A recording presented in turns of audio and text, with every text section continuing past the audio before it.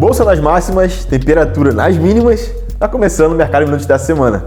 Fala, Gustavão. Bom, aqui no Brasil a gente teve uma semana mais vazia na questão de indicadores, né? O Banco Central divulgou na segunda-feira o Boletim Focus, que trouxe a projeção do IPCA para baixo novamente pela quinta semana consecutiva, né? Então o IPCA foi revisado para 5,2 para 2025. E quando a gente olha para os mercados, né, a gente teve mais uma semana positiva aqui no Brasil. Então o dólar, que veio de mais uma semana de queda, caindo mais de 1% essa semana, fechando ali próximo do patamar de 5,42, 5,45. Também o Ibovespa, nosso principal índice de ações, superando a sua máxima histórica, subindo um pouco mais ali de 3% acima dos 141 mil pontos, né? E foi puxado principalmente pelas empresas de commodities. E a dúvida que fica, Nathan, voo de galinha ou uma tendência firme, né? E a Selic ainda está na máxima, né? Selic caindo, poderemos ver a bolsa alçando voos maiores. E lá nos Estados Unidos, o que tivemos essa semana aí? Bom, nos Estados Unidos a gente teve bastante indicadores sendo divulgados.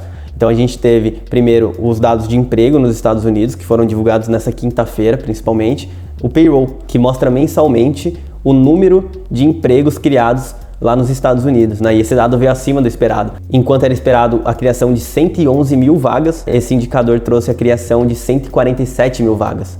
Então mostrando o mercado de trabalho americano mais resiliente, ainda forte. E também a gente teve dados de atividade, né? O PMI, tanto no setor de indústria quanto no setor de serviços, os dois vieram acima das expectativas. Qual que é a conclusão disso tudo? Na semana passada era esperado 3 cortes de juros nesse segundo semestre, e essa semana, depois dessa sequência de indicadores vindo mais forte do que era esperado, passou a ser precificado somente 2 cortes no segundo semestre, né? O primeiro ali em setembro e o segundo aconteceria em outubro ou em dezembro.